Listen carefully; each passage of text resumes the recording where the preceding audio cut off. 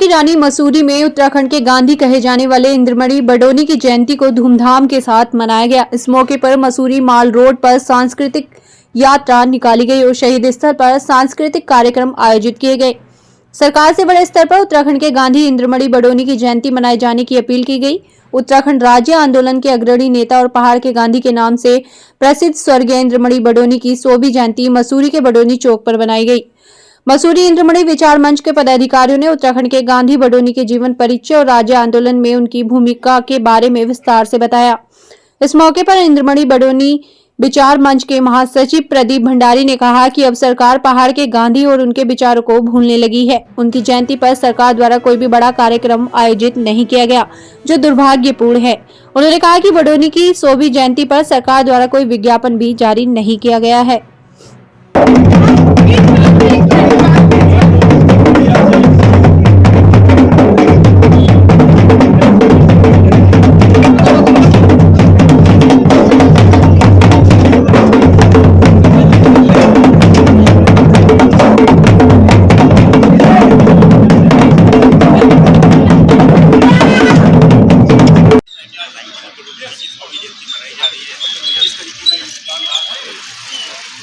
मैं तो पर्वतीय गांधी जी के साथ बहुत लंबा मेरा काम रहा।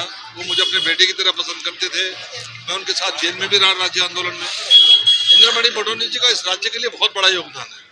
वो सही मायने के अंदर अगर उनके लिए BBC लंदन ने कहा था कि अगर गांधी को दोबारा देखना है तो उन्हें उत्तराखंड आंदोलन के अंदर इंद्रमणि बडोनी को देख सकते हैं। लेकिन हमें अफसोस के साथ कहना पड़ता है कि 29 साल हो गए आज उनकी डेथ को 26 साल होने जा रहे हैं।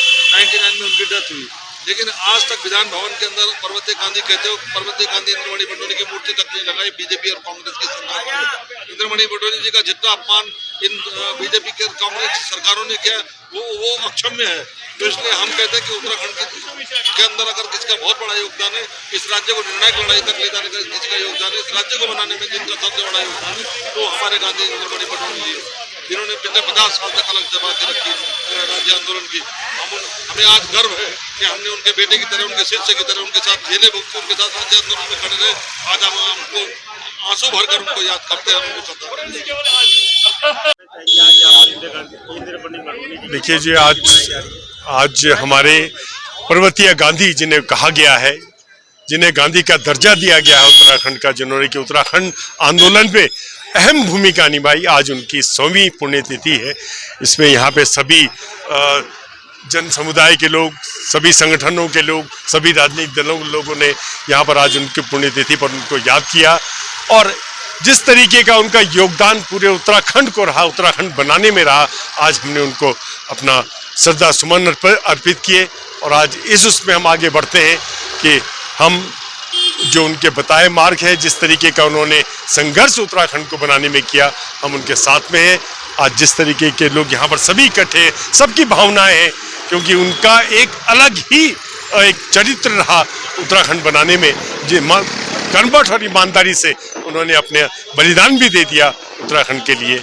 आज हम उनको अपने श्रद्धा सुमन करते, नमन करते।